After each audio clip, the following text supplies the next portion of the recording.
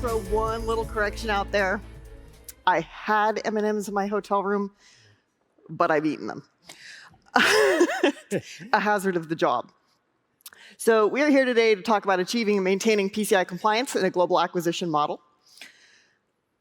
And so we're going to talk a little bit about who we are. We're going to talk about what PCI compliance looks like across a global corporation. We're probably going to talk a little bit about some challenges you've seen, some challenges we've seen with mergers and acquisitions, the importance of partnerships, kind of the secret sauce there, leveraging economies of scale, and then oversight for ongoing compliance. So let's go ahead and dig in with a little bit about who we are. As when introduced, I'm Heidi Babi. I'm a PCIP, ISA, CISSP, alphabet soup, and I work for Mars Incorporated for the last 5 years, but I have been in the payments industry for over 20 years. This is my coworker, Jeff. Hey, everyone. My name is Jeffrey Moy, and I'm also a PCIP, ISA, and CISSP. I've been with Mars for over 4 years, and I've been in the industry for about 15. I've worked in incident response, security operations, vulnerability management, and of course, IT audit. Excellent. So we do call ourselves Martians, but again, Mars is a customer service and product organization, so I'm going to let Jeff introduce a little bit about this family-owned company to you guys. Yes, so a little bit about Mars. Mars was founded over 100 years ago by Frank Mars, and found some success with the Milky Way bar. Another fan favorite, the M&M's candy. Which we've all been eating. Which we've all been eating, was actually introduced during World War II. So here's a fun fact about that.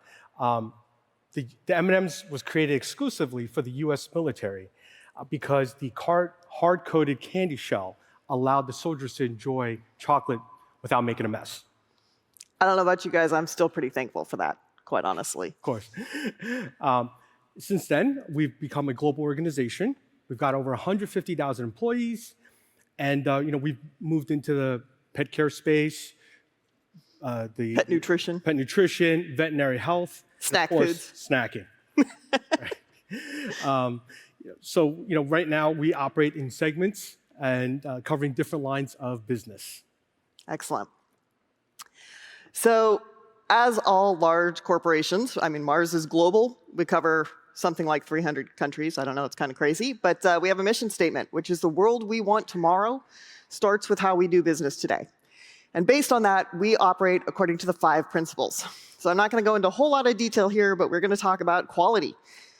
We have to deliver quality products and services. It's key to the customers, and so it's key to us. We talk about responsibility. Every single one of those 150,000 Mars associates is responsible for their actions, and we hold each other responsible as well. We have efficiency. We do what we can do best, and we do it every day, and we leave nothing behind. We have the principle of freedom. In order to grow as a company, turn, work with the marketplace, make changes, we have to be free to do that. And then my favorite one, and I'll refer back to this a few times, mutuality. A mutual benefit, a shared benefit, is a lasting benefit. And I talk a lot about partnerships today, and that is really where that comes from for me. So these 5 principles lead us to make data security, data privacy, and our customers' security really a key operating principle for Mars. So a little bit about our team. Our team consists of 5 members, all who are PCIP and ISA certified. We span globally, and we're all over the place. We're all over the place. we all come from different backgrounds, and that includes application development, computer engineering, data security. And I think it's a great thing because it allows us to kind of come up with solutions to these unique problems that we see on a day-to-day basis. Yeah. Right. And one of them, off the top of my head, I would say would be around regions, and what works in one region doesn't necessarily work in another. I think we're talking about the export laws. There's some strict export laws around encryption technology. That also means that we can't swap pin pads whenever we want, right? Another one that we would discuss is the payment apps. Oh, the payment apps, right. So thank different you. payment apps across different regions. Some of these payment apps we've seen in the Asia Pac region, they require an account with a national bank. So that's often very difficult for us to do some assessments around that. I don't know about you guys. I don't have bank accounts in foreign countries. But yeah, it does make it a little tougher. So talking about some of the challenges that we see with mergers and acquisitions. So Mars operates on an acquisition basis. A company that size, we've got to grow somehow. We do that through acquisitions. So one of the very first things that we do as we are acquiring a company is we go through a scoping exercise. We talk a little bit about PCI. Have they ever seen it before? Oftentimes, no. Sometimes, yes. Sometimes they come and they're like, yeah, we're PCI compliant. You rock. But what we see as we go through that scoping is we learn all about the company, and we realize that across all of these mergers and acquisitions that we do in our entire environment, we don't have standardization of environments. So just to kind of give you an idea of what we're looking at, so say we have, we own a lot of pet clinics. So say we have an entity that has 1,000 pet clinics across the United States. Each of those pet clinics will have, on average, 3 to 4 pin pads, sometimes more. How do we maintain an inventory of pin pads, and we keep up with the patching and the updates and everything that needs to happen in the security on those if we haven't standardized? It becomes a real nightmare. We also see with the no standardization of environments, different pet clinics using different practice management systems. We can't get them to talk to each other, so we can't share customers across the environment. We have multiple vendors, everything from network service providers to an internet company to, again, these practice management systems. Sometimes it gets super exciting, and we are acquiring a company that is literally acquiring a company at the exact same time. And we'll see things like there's no contracts. Maybe that one time there was a contract, nobody knows what the contract is, or maybe it was done on a handshake, because these things still happen. And then we're faced with, well, how do we put PCI compliance language into a contract that's a handshake, right? So we have to go back and deal with things like that. The next one, this one's really rough for me. I've seen this a lot. It's really hard. Say Joe has worked for this mom and pop vet clinic for 20 years, and they're being acquired by Mars. And Mars is a huge company spanning the globe. And he doesn't know if he's going to have a job at the end of this. He doesn't know what that job might look like. Maybe he has no desire to work for a large company that just passes down rules and regulations. So maybe Joe leaves. And maybe all of the information that was in Joe's head, data flow diagrams, architecture, network diagrams, relationships, the people that we're supposed to be talking to at all these different contractor organizations, all that's in Joe's head, and Joe leaves. Turnover can be a huge, huge challenge for us. Right. Thank you, Heidi. And to kind of piggyback off of that one, now we're talking about lack of any dedicated compliance teams. Right. So we've seen instances where there's not even a person there that handles PCI. They don't even know what PCI stands for. This is very true, but I am going to interrupt real quick and throw a shout out, because sometimes we get lucky and we bring on a company that has their own dedicated compliance team. Shout out to Betty, Mark, Danny, if you guys are in the room. We love you. But for the most part, Jeff's right. Yeah. We don't get a lot of companies that have a dedicated compliance team. Right. And it's often difficult, right? Because if they don't even know what PCI stands for, how could they possibly know what a prioritized approach is, or compensating control worksheet, right? So it's very difficult. Another one we often see is the lack of IT resources. So during an acquisition, we'll see an instance where they have a third-party vendor that handles all their IT needs.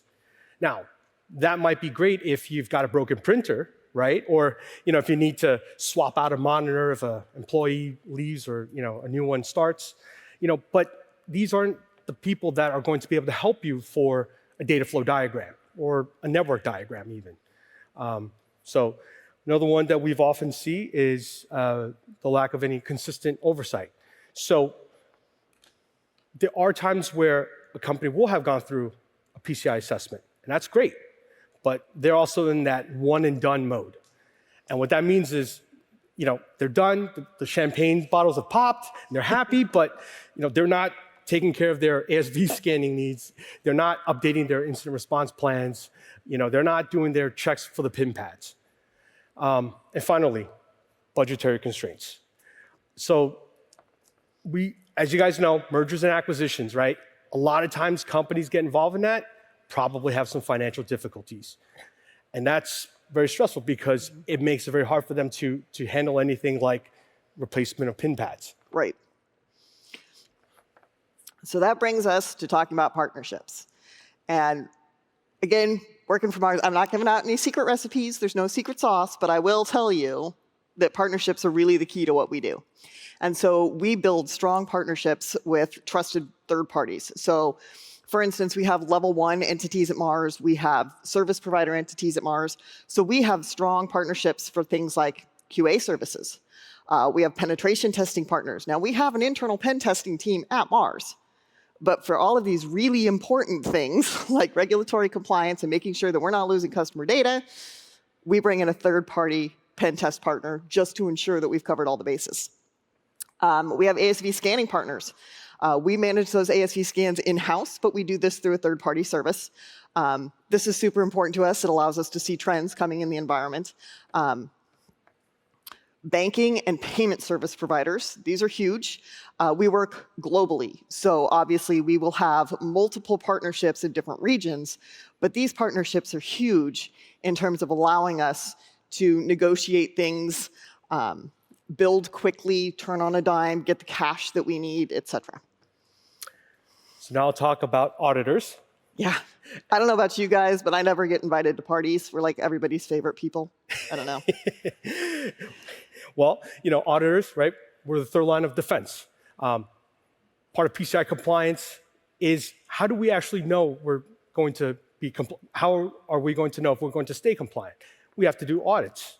We need an audit to know if we're taking care of all the controls and processes and if we're following them. And so part of the exercise there is Yeah. So we're constantly going through and looking, we check, we work with I think a lot of us know them as, business as usual, BAU checks. So we bring in external third-party auditors as well, just to make sure that we haven't missed anything. Right. And we'll use them for tamper-proof checks on pin pads. Yeah. Stuff like that. Moving on to legal counsel. So obviously Mars has an internal legal counsel team, but we'll have to work with external firms for things like contract negotiations, contract agreements, things to do with CCPA, GDPR, even privileged communication is another one. As a big one. In case of a suspected breach, we have privileged communication with these guys. Yeah, very important. Not that anyone's talked about that yet today. We also partner with external firms for instant response training. Right? So this is where we kind of go with the tabletop exercises, the walkthroughs, the scenario-based trainings. How do we spot, any social engineering attacks, stuff like that, and what to do. Right. Finally, managed services. So obviously, not everything we do is in-house. We leverage managed services for things like hosting or security operations. Absolutely. So that brings us to what do we do with these strong partnerships? What can we do that's mutual? Well, we can leverage some economies of scale. With a company the size of Mars, we can definitely do some negotiations. So for things like managed services, we can negotiate service level agreements, uptime. We can negotiate response. We can negotiate with our banking partners and our payment service providers. Hey, if we're buying 4,000 pin pads at a time, can we maybe get a little bit of a discount, right? If we're running huge volumes of transactions in certain areas or types of transactions, maybe we can work with those payment service providers to get some sort of specialized recurring tokenization. We can maybe negotiate interchange rates. They hate it when I say that, but you can sometimes do that. Compliance tools. These are like what I work with every day. So we have a CDE tracking system, right? So that we can look at the hundreds of Mars CDEs all in one place. We can run dashboards and reports. We can share this out to senior leadership because they actually care. The ASV scanning, again, I see trends coming. I don't know if you guys remember the whole fun with Nginx, but the minute it popped on one scan, I knew exactly where it was coming up on all the rest of them because we know the environment so well as we can see those scans coming through. Now, we're required to scan quarterly. I scan more often than that because it's really nice to be able to have time to remediate something when you find it. So I'll generally scan. Every entity gets a monthly scan. And again, that's something that we're able to do and to leverage those economies of scale because our partners trust us. We have shared benefits. We are the same with QSA services. We have so many assessments that we do every year that we are often able to do things like schedule travel and visits to locations along with other audits so that we can actually save time, save money, save stress on everybody. So that works really well for us. All right, so now we're going to talk about oversight for ongoing compliance, things that we need to do, right? The day-to-days. Day-to-day, right? We're a small team, right? But we still have to assist with security awareness training. We need to make sure that they know all the scenarios that might come through with these type of... In case Jenny comes calling, for those of you who saw her presentation this morning. Right, actually, right. People, we're the weakest link, right? People. So we have to work on that, and this is a great example of that. Ongoing communications, compliance communications. So this is where we look into the trends of things that are going on in the environment. As Heidi was talking about before, an Nginx vulnerability that we've seen, if it's happening at one business unit, it's likely happening at another business unit. So the point is to get that communication out as soon as possible so that they have enough time to remediate it. Another thing that we'll do is, let's say a payment service provider is being sunset. They've got to switch providers. Sometimes they don't know. So we've got to, we have to collect payments, right? So we need to make sure that those things are also being communicated. Yep. And finally, the PIN pads that are expired. Expiration dates. We use the same ones for the most part across the board, I'd say. And when they expire, it affects other business units as well. Right. Now we're talking about incident response, right? So some of the things we've been doing there is around the training. Yep, we do tabletops, we do tabletop walkthroughs. Exercises. We have an overall, kind of an overarching Mars incident response plan that has all of the rules and regulations in terms of how we escalate. Right? So if something happens at one entity and it's little, but they think they may need some help, how to escalate that up to Mars, because Mars has whole teams that's dedicated to this. So we have a lot of communications going out about that, and we have updated it according to the new PCI DSS 4.0 that's been pushed out across the board. And these plans need to be updated, right, as part of the compliance. So very important. ASV scanning. So as Heidi had mentioned before, we do these every 90 days, but we also do them more frequently, another set of scans more frequently. And the goal there is to just ensure we have ample enough time to do any remediation that we need.